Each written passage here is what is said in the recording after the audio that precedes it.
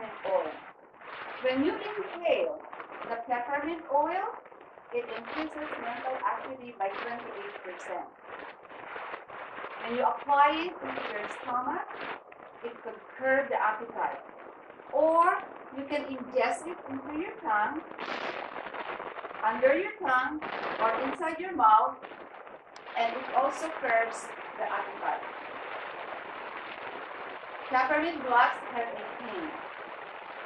To have 2 to 3 drops in the palm of your hand and apply it on your temple, on your forehead,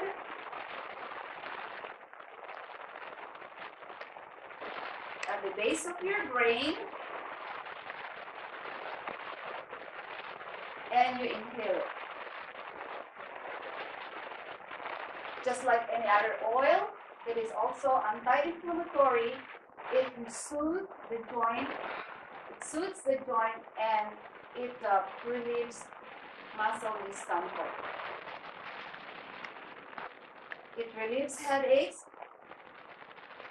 It relieves pain. It reduces emotional irritation.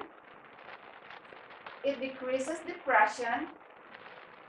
It decreases inactivity, so it will increase activity. It increases performance in exercise.